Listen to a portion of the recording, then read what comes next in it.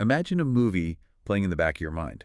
Oh, like a daydream. Yeah, exactly. Yeah. In it, you wake up and you just move through your entire day, maybe your entire life, honestly, without ever leaving a single bruise on another human being. That sounds incredibly peaceful. Right. You never snap at a loved one because you're tired.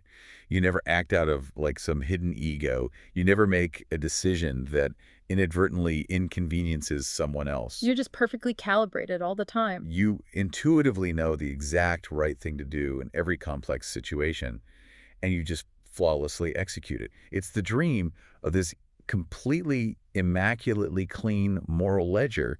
You are the untouchable hero of your own story. Which is a beautiful fantasy. It is. But then, you wake up, you step out your front door, and reality just hits you like a freight train. Oh, for sure. It always does. You get cut off in traffic and experience this surge of genuine, ugly rage. Hmm. Or you do a favor for a colleague, but later realize you only really did it so they would owe you one. Classic human move. Yeah, or you try to help a friend through a crisis.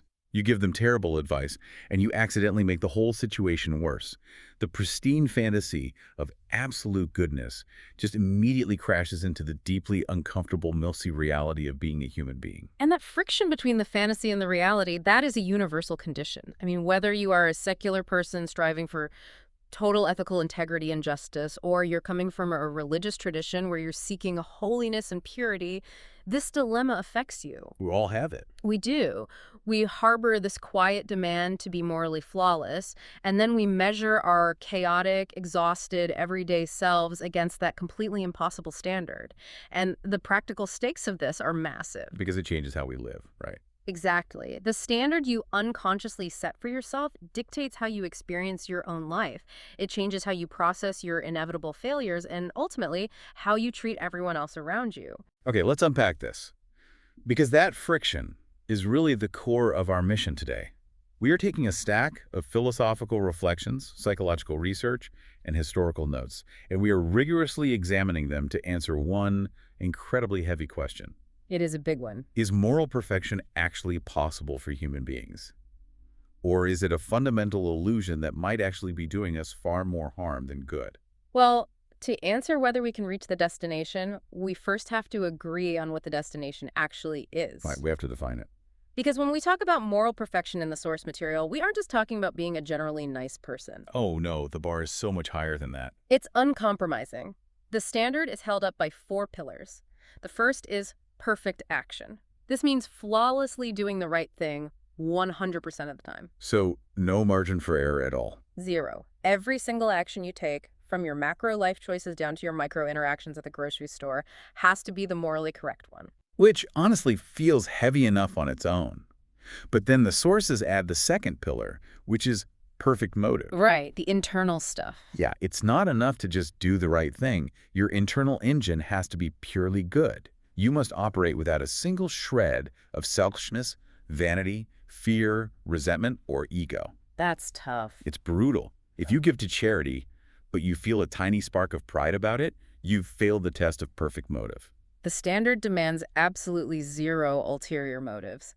And that brings us to the third pillar, perfect character. Oh, this one is wild. It requires possessing maxed out virtues. You must have absolute wisdom to see the truth, unflinching courage to act on it, perfect justice to weigh every variable fairly, boundless compassion for all living things, and just unbreakable self-control. It's like you have to be max level in every stat. Exactly. You are the absolute peak of every positive human trait, all functioning simultaneously without any one virtue overriding or cannibalizing another. And the final nail in the coffin is the fourth pillar, which is perfect consistency. No hypocrisy allowed. None.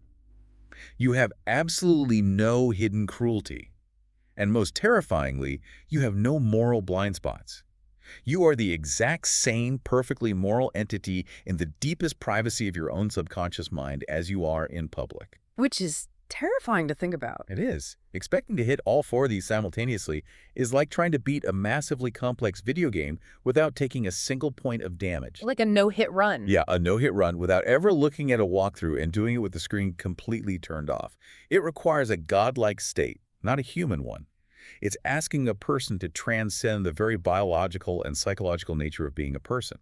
What's fascinating here is why this impossibly high godlike standard is so deeply seductive to us in the first place. Why do we want to play with the screen off? Exactly. And it comes down to our human cognitive architecture. The human brain naturally craves absolute categories. We are meaning-making machines navigating an incredibly complex, ambiguous, and, let's be honest, often terrifying world. So we want things to be simple. We need them to be. Absolute categories, good versus evil, perfect versus flawed, pure versus contaminated. They act as cognitive shortcuts. They simplify all that complexity. Right, because if absolute perfection exists, then there is a clear, unambiguous right way to be. It creates an illusion of safety and control. But by setting the bar at a godlike level, we inadvertently design a trap for our own human nature. We measure our finite reality with an infinite ruler. So let's look at the actual mechanics of that trap. Because the sources we're looking at outline 3 structural roadblocks to purity. And these aren't just, occasional bad days. No, these are baked into the very condition of existing in a physical body. Let's look at the first one, vanity problem. This is pure physics and biology. We are finite creatures. We are fundamentally limited by space, time, and biology. To have perfect action and perfect consistency, you would essentially need to be omniscient. You'd have to know everything. Right, infinite knowledge and infinite processing power. But our brains are simply not built for that. We are heavily influenced by basic physiological realities. Like just being tired. Exactly. A drop in blood sugar, a night of terrible sleep, or physical pain, all of that dramatically alters our cognitive processing and our emotional regulation. We're basically just houseplants with complicated emotions. Pretty much. We are also entirely bound by our circumstances. Think about the unhealed trauma we carry, the specific cultural biases we were born into, the immediate sensory overload of a stressful situation. Just think about the cognitive load of a normal day for you, the listener. Yeah. You are trying to make a perfectly moral, compassionate decision at work, but you've been awake for 36 hours, you have a headache, and you are terrified about paying rent. Your brain physically cannot process all the moral variables in that state. It defaults to survival mode. And the deeper implication here is about ignorance. Even if you manage to cultivate the purest heart imaginable, even if your motives are entirely pristine, you will still make moral mistakes simply because you do not know everything. Because you can't see the future. You cannot see the nonlinear dynamics of your actions. You might make a decision that seems incredibly kind to a colleague in the moment, but it inadvertently sets off a chain reaction that harms another team down the line. Right, the ripple effects. Furthermore, we exist in deeply interconnected, incredibly opaque global systems.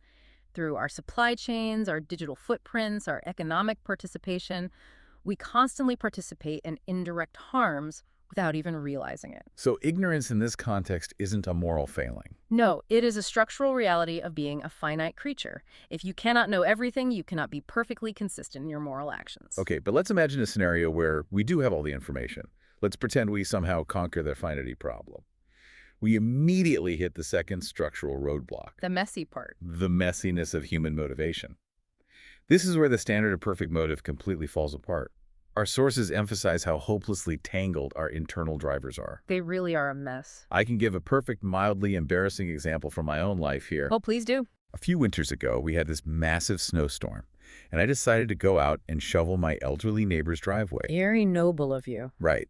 And I felt great about it. I was acting out of genuine compassion. But if I'm being brutally honest, as I was shoveling, I kept glancing at their front window, Hoping they'd see you. hoping they would look out and see me doing it. I wanted the credit. I wanted to be known as the good neighbor. And when they didn't look out, I actually felt a tiny spike of annoyance. That is so human. I was doing an objectively good thing, but my motives were a complete cocktail of compassion, ego, and just a desperate need for external validation. And that cocktail is the standard human operating system. We are deeply social primates. Our desire for standing, for tribal appreciation, and for reciprocal affection that is hardwired into our neurobiology. You can't just turn it off. Expecting a purely selfless motivation is like expecting a river to only contain H2O molecules and absolutely no minerals, sediment, or aquatic life. The sediment is what makes it a river. That's a great way to put it. You might tell the truth because you value honesty, but a secondary motive is almost always present. Perhaps the pride of proving you are more ethical than someone who lied, or just the fear of getting caught if you don't. Here's where it gets really interesting, though. If a good deed is fueled by 80% genuine compassion and 20% sheer, unadulterated vanity, does the vanity cancel out the good? That's the perfectionist trap. Because if the standard of moral perfection requires 100% pure motivation, no ego, no need for validation, no self-interest whatsoever, that every single one of us is failing every single day. We absolutely are. But wait, I have to push back on this a little bit. If we accept that all our motives are a little bit selfish, that the vanity sediment is always in the river, aren't we just giving ourselves a massive free pass to be self-centered? How do you mean? Like, how is that not just an excuse for bad behavior?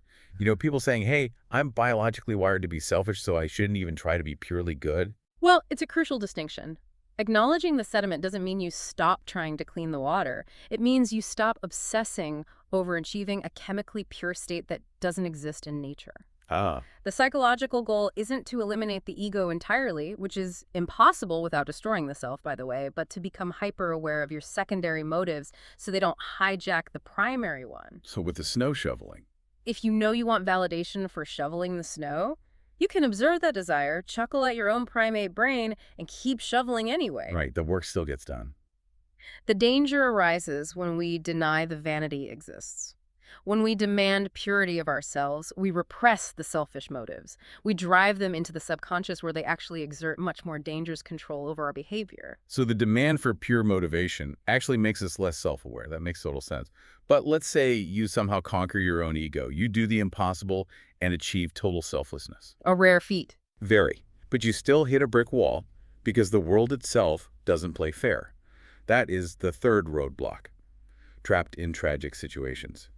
Sometimes life forces us into corners where every single available option causes harm. The sources call these conflicts of duty. Yeah, these are rough. These are the scenarios that mathematically break the pillar of perfect action. In a conflict of duty, moral principles collide in a way that allows no clean escape. Can you bring this down to a micro level, like an everyday scenario? Sure.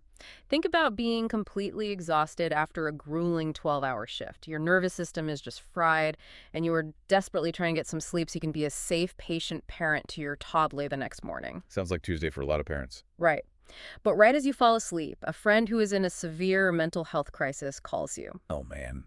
Now, if you pick up the phone, you are sacrificing the sleep you fundamentally need, essentially guaranteeing you will be an irritable, perhaps negligent parent the next day.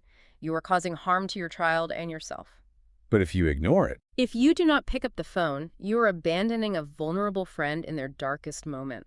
You are causing harm to your friend. there is no flawless choice there. Someone is getting let down. You are either failing in your duty as a parent or your duty as a friend. Exactly. And this scales up to the macro level, which is perfectly illustrated by the famous trolley problem in philosophy. Oh, the classic. For those unfamiliar, the setup is this. A runaway trolley is barreling down a set of tracks toward 5 people who are tied to the rails. Oh, which is horrifying. And you are standing next to a lever. If you pull the lever, the trolley diverts onto a side track where it will only hit one person. Do you pull the lever? It's the ultimate ethical nightmare. And then the reason it's a nightmare is because it forces 2 major ethical frameworks into a violent collision. On one side, you have utilitarianism. Right, the numbers game. Utilitarianism is a framework that argues the most moral action is the one that maximizes overall well-being and minimizes total suffering. Under this lens, the math is simple. 5 lives saved minus 1 life lost is a net positive of 4 lives. You must pull the lever. It's just cold logic. But on the other side, you have deontological ethics. This framework argues that morality is based on absolute rules and duties, regardless of the consequences. A core rule is do not kill. Ah, so pulling the lever breaks the rule. If you do nothing, the trolley kills 5 people a tragedy, but not your direct action. If you pull the lever, you are actively participating in the death of the one person. You become a killer. So utilitarianism says, maximize the good, pull the lever, and deontology says, never actively participate in murder, don't touch the lever. Precisely. And in the real world, in medical triage during a pandemic, in political decisions about where to allocate disaster relief funds, or in military strategy, these conflicts of duty happen every single day. You can't avoid them. A leader might have to choose between cutting funding to a vital education program or cutting funding to a vital healthcare program. The universe simply does not guarantee us a harmless path through every situation. You cannot keep your hands entirely clean if you are actively participating in the world. You really can't. So if perfection means never doing harm, and life regularly forces you into situations where harm is structurally unavoidable, then perfection is blocked by reality itself. So if we look at this evidence, our cognitive limits, our biologically mixed motives, and the tragic dilemmas the world just throws at us, reaching moral perfection is undeniably impossible. It's a rigged game. It really is. So the logical question is, why not just throw out the concept entirely? If the standard is rigged, why do we keep holding on to the idea of perfection at all? Because completely abandoning the ideal carries its own massive psychological and societal risks. In the source material, there is a fierce defense of keeping the pursuit of perfection as a vital ideal, even while knowing you will never reach it. And they call this the North Star defense, right? Yeah. Yes, the North Star defense. Okay, break down the mechanics of that for us. How does an impossible goal actually help us? Think about the literal North Star, Polaris, used in ancient navigation. Historically, sailors didn't use the North Star because they ever expected to sail their ship off the edge of the Earth, up into the sky, and physically land on the star. That would be a terrible voyage. The star was not a destination, it was an orientation point. It provided a fixed, absolute reference in the sky so they wouldn't get lost in the dark and drown in the open ocean. Okay, I see where this is going. Psychological ideals function in the exact same way. The concept of perfect justice or perfect compassion is our moral teleology, our ultimate goal-oriented behavior. We never land on it, but it keeps us moving in the right direction. So if you remove the North Star, you don't just stop sailing, you lose your bearings entirely. You start sailing in circles. You risk a profound moral laziness. If we completely discard the ideal of perfection, we run the risk of lowering our standards to match our current flawed behavior rather than elevating our behavior to strive toward the standard. We just let ourselves off the hook. We might start excusing far too much cruelty or selfishness by shrugging and saying, well, nobody's perfect. Human motives are a messy cocktail anyway. The world is full of tragic dilemmas, so why try harder? Right, it becomes an excuse to stop trying. The impossible ideal creates a necessary psychological tension. It constantly pulls us upward. It demands effort. Yeah, and the sources point out that we have actual historical proof that this upward pull generates astonishing results. While nobody might be flawlessly pure, history is completely full of people who achieved staggering moral development because they were aiming at that North Star. Incredible examples throughout history. Yeah, without naming specific, endlessly debated historical figures, we can look at the broad phenomenon of extreme moral courage. We have countless examples of human beings who lived under horrific, terrifying political oppression, yet completely refused to betray their neighbors. People who risked everything. We have records of people demonstrating radical, unnatural compassion toward their literal enemies. People who cultivated intense discipline, risked their lives to tell the truth, and displayed incredible humility. And these individuals did not reach godlike perfection. They had flaws, bad days, and mixed motives, just like the rest of us. They were human. But they reached a level of moral excellence that stuns the rest of us. They prove that the North Star actually does guide ships to incredible places, even if they never leave the ocean. This means that even if moral perfection is an illusion, moral greatness is entirely real. The fact that we are messy and finite doesn't doom us to mediocrity. Not at all. But, and this is but there's a massive difference between being guided by a star and staring directly into it until it blinds you. That is the danger zone. The conversation in our sources pivots here to the extreme, sometimes devastating dangers of believing in and demanding moral perfection. It isn't just an innocent guidepost. It has a deeply destructive dark side. The dark side emerges when the North Star stops being an orientation point and becomes a rigid metric for your own self-worth. The first major danger the sources outline is how perfectionism creates a deeply toxic internal environment, specifically through the mechanics of shame and collapse. Let's really dig into the psychology of shame here. What is the actual mechanism happening in our brains? It's crucial to understand the neurological and psychological difference between guilt and shame. Guilt is action-oriented. Guilt says, I did a bad thing. Okay, so guilt is about the behavior. Right. When you operate from a healthy moral framework and you inevitably fail, say, you unfairly snap at your partner, you feel guilt. That discomfort prompts you to apologize, repair the damage, and change your future behavior. Guilt is a productive emotion. But shame is different. Shame is identity-oriented. Shame says, I am a bad person. So how does perfectionism trigger shame instead of guilt? If your foundational rule for yourself is, I must be morally perfect, then an ordinary human failure doesn't just feel like a mistake, it feels like an existential collapse. It becomes proof that your entire identity is a fraud. The failure invalidates your total moral worth. When shame takes over, it actually triggers the brain's fight or flight response. The amygdala fires and the prefrontal cortex, the part of the brain responsible for empathy, rational thought, and moral reasoning, literally shuts down. Wait, really? So obsessing over being morally perfect actually physically inhibits your brain's ability to be empathetic? Exactly. You experience guilt without growth. You become crushed by anxiety and self-hatred. And the tragic irony is that constantly hating yourself for not being perfect leaves you with absolutely no emotional bandwidth to be kind or generous to others. Because you are completely consumed by your own internal crisis. You're just spiraling. You're so busy managing your own failure that you can't look outward. And that internal shame leads directly into the second major danger from the sources, the hypocrisy trap. This one is insidious. It explores how chasing perfection forces people into hiding. When I read this part of the notes, it clicked so deeply for me. It's a complete self-preservation mechanism. It is cognitive dissonance in action. If admitting a flaw destroys your identity as a good person, because in your perfectionist mind, good people are flawless, then your brain decides the only way to survive the psychological pain is to simply stop admitting flaws. You literally cannot afford to be wrong. You can't. So what happens? You start denying your mistakes. Yeah. You rationalize your bad behavior. You say things like, I didn't yell at you, I was just speaking passionately. We've all heard that one. Right. You hide your weaknesses from your friends, your family, and eventually you hide them from yourself. You sweep all your messy human realities under the rug and present this glossy, flawless exterior to the world. And ironically, In the desperate, agonizing pursuit of being morally perfect, you become fundamentally less honest, less authentic, and deeply rigid. You become a hypocrite. You preach a standard you are secretly failing to meet because you are terrified of the shame of exposure. if we connect this to the bigger picture, this internal toxicity inevitably spills outward.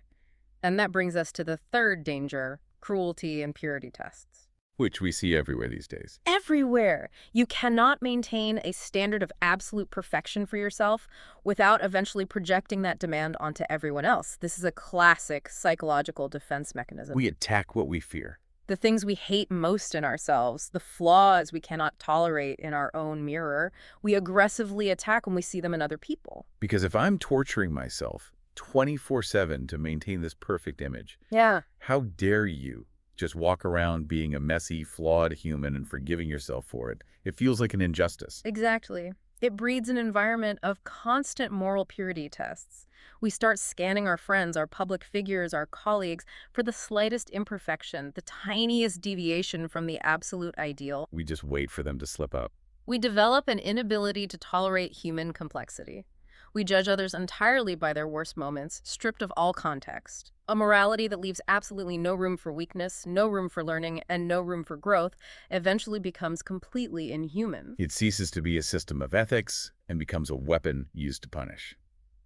Well said. I've heard perfectionism described like building a bridge out of glass. It looks beautiful, pristine, completely transparent and flawless. But it's fundamentally the wrong material. It's too brittle. The second that glass encounters real-world stress or shifting weight, it violently shatters, and whoever's standing on it gets cut to ribbons. Ouch. But I actually think a better metaphor from our discussions is building an airplane out of cast iron. Cast iron is incredibly strong, rigid, and theoretically indestructible. But in aerodynamics, rigidity is a fatal flaw. Right, the wings need to flex. Exactly. When a plane hits severe turbulence, the wings have to be able to flex and bend. If the wings are made of rigid cast iron, the turbulence will simply snap them off and the plane falls out of the sky. A healthy moral system needs to be built out of materials that can flex, bend, and absorb the turbulence of real-life dilemmas without snapping. That is a much more accurate mechanical analogy. The cast iron airplane represents an impossible, brittle standard that simply cannot survive the atmosphere of reality. It's a death trap. So the vital question becomes, if we recognize the cast iron plane as a death trap, if the perfection ideal shuts down our empathy with shame, forces us into hypocrisy, and makes us cruel, what do we replace it with? Because we still need to fly. We still need a moral framework. We have to completely shift the metric. We have to design a new plane. According to the sources, we do this by moving from a standard of flawlessness to a standard of growth. Which requires a profound paradigm shift in how we evaluate ourselves. And it starts right inside your own head. I want you, the listener, Yeah. to really think about your internal dialogue right now. When you evaluate your day, you might be unconsciously asking binary pass-fail questions. Things like, am I flawless? Or did I handle that conflict perfectly? Or were my motives entirely pure? And because you are a finite human, the answer is almost always no, which immediately triggers the shame cycle we just discussed. Throw those questions out. Just ditch them. Start asking yourself directional questions. These are questions that measure trajectory, not absolute position. Trajectory is everything. Ask yourself, am I becoming more truthful today than I was last year? Am I marginally more compassionate than I used to be? When I inevitably fail, which I will do, I take responsibility for it faster than I used to. Am I actively learning to see my own blind spots? The structural difference in those questions is huge. They are vectors. This worldview completely changes the paradigm of what it means to be a moral person. It's so much more forgiving. It accepts, right up front, that you will fail. It anticipates that your motives will remain a mixed cocktail of ego and altruism, and that you will remain imperfect until the day you die. It completely removes the shock of failure. And when you remove the shock, you remove the shame. Morality transforms. It ceases to be a high-stakes final exam where you are constantly terrified of getting an F, and it becomes a lifelong, continuous practice. I love that, a practice. Think of practicing a complex musical instrument. When you are learning the cello and you hit a screeching wrong note, you don't smash the cello, burn the sheet music, and declare yourself a monster. That would be a dramatic lesson. Right. You expect to hit wrong notes, you note the error, you adjust your finger placement, and you keep playing. Morality is a practice, not a test. From an exam to a practice, that shift is liberating. But if we are shifting the paradigm to lifelong practice, we need a new metric. We need to define what a realistic, aspirational human morality actually looks like. Because we still need goals. If we aren't aiming for the sterile, godlike definition of perfection, what are we aiming for? Well, the sources outline a deeply compelling alternative framework. It's a new vocabulary for human excellence. And I love this because it feels so much richer and more robust than just never doing anything wrong. What are the components? Our sources identify 5 pillars of human moral excellence. Let's weave through these. The first is sincerity. Sincerity isn't about perfect execution. It's about the authenticity of your intention. The underlying why. It's having a real, genuine desire to do good, rather than just worrying about appearing good to others. Even if the execution gets messy, even if your motives have a little sediment in them, your core drive is sincerely aimed at helping. Sincerity is the bedrock. It means your heart is actually in the project of goodness. Without it, you are just managing public relations. That's a great point. The second pillar is humility. And this is the exact opposite of the godlike standard. Humility is the deep, settled, bodily acknowledgement that you are limited. You have to accept your limits. You accept that you are biased, that your knowledge of the world is painfully incomplete, and that you are fully, genuinely capable of causing profound harm. It is the end of the illusion that you are above the fray. It's grounding. When you have true humility, you aren't shocked when you make a mistake, which means you don't need to trigger the hypocrisy trap to hide it. And that lack of hiding naturally brings us to the third pillar, responsibility. Yeah. Because of humility, you know you will mess up. Responsibility is the commitment to step into the uncomfortable light and truly own those mistakes without rationalization. No excuses. It's the refusal to say, I'm sorry you felt that way, and the courage to actually say, I did this, it caused you pain, and it was my fault. Which is the necessary precursor to the fourth pillar, and perhaps the most mechanically important one in a practical human life. Repair. Repair is fascinating. Let's look at the mechanics of this. Why does repair work so well? Repair is the active, messy, sometimes agonizing process of trying to make things right after you have caused harm. The perfectionist framework doesn't really know what to do with repair because perfectionists aren't supposed to break things in the first place. Right, they just deny it broke. But in human excellence, repair is the central glue of relationships. Psychologically, when you harm someone, you disrupt their sense of safety and reality. When you offer a genuine apology and take active steps to repair the damage, whether that's replacing something you broke or changing a toxic communication habit, you are validating their reality. You're saying, I see what I did. You are telling them, your pain is real, I caused it, and you are worthy of the effort it takes me to fix it. That validation is what diffuses the anger and rebuilds trust. I think repair is where actual undeniable character is forged. I Mm. mean, anyone can be nice when the sun is shining and everyone is rested. But how you handle the aftermath of your own worst moments, how you fix what you've broken, shows who you really are. It's where the rubber meets the road. And that leads to the fifth and final pillar, growth. This is the commitment to actively learn from the repair process. It's expanding your circle of concern beyond your immediate family or tribe.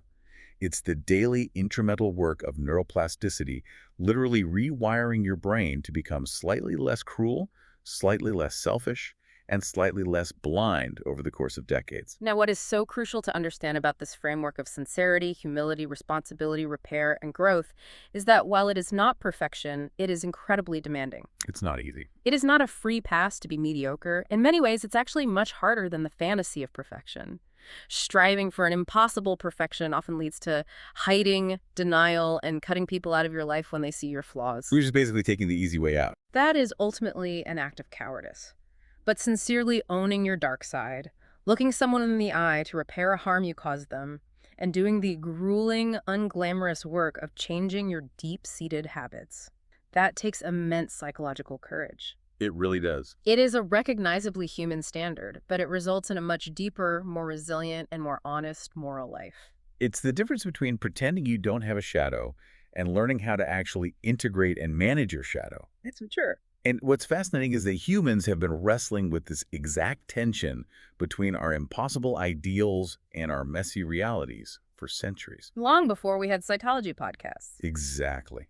How have the great traditions of human thought navigated this? Our sources look across different domains of thought.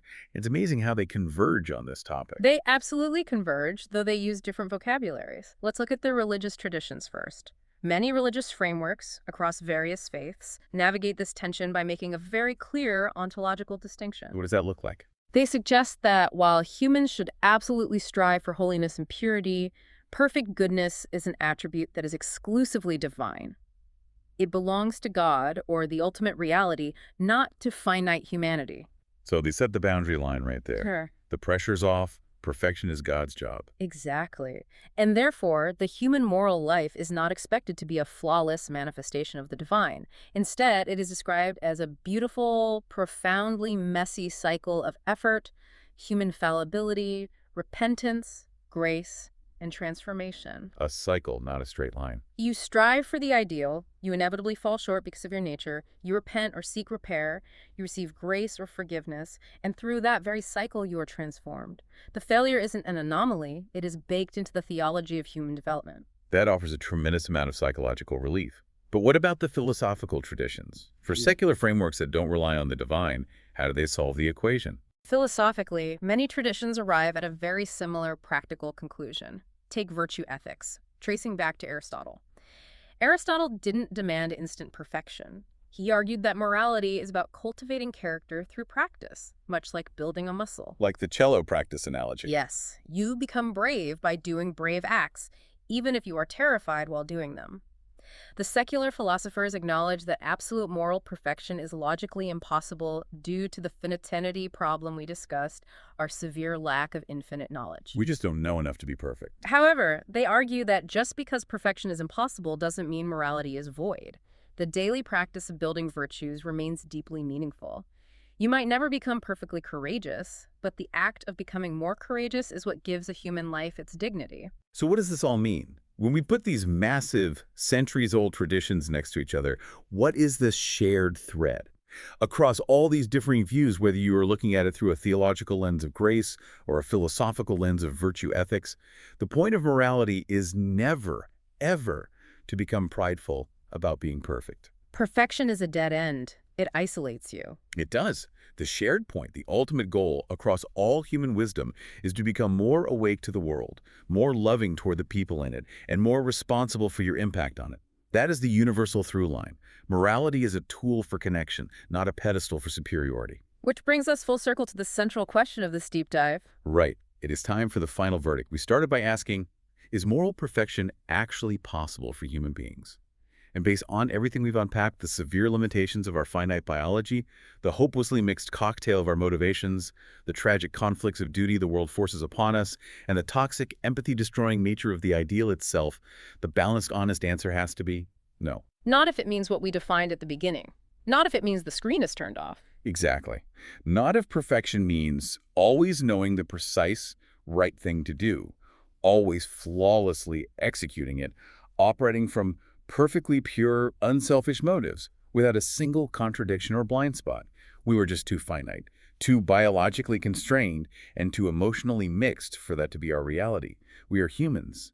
We are not gods, and we are not machines. But, and this is the crucial pivot of the entire discussion, this reality check does not mean morality is hopeless. It doesn't mean we surrender to our worst impulses.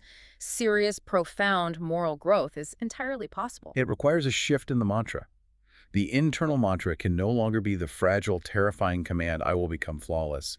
The better ideal, the flexible cast iron wings, is the commitment, I will keep becoming more truthful and more loving without ever pretending that I am beyond failure. It's an invitation to drop the heavy armor of perfectionism, to fully accept your messy humanity so you can actually get to work on improving it. So as we wrap up this deep dive, I want to bring this right back to you, the listener. I want you to carry some of the powerful, practical questions from our sources into your week.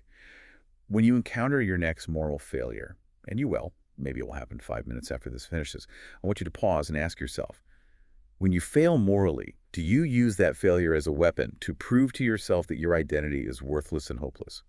Or do you use it as raw data, as the exact material required for your own growth? That is a profound choice that dictates the trajectory of your entire life. Here's another one to chew on. What would practically change in your life today, in your marriage, in your friendships, at your job, and in the quiet of your own head if you woke up tomorrow and aimed not at perfection, but simply at sincerity and repair? I imagine a massive amount of baseline anxiety would simply evaporate, and you would be free to just connect.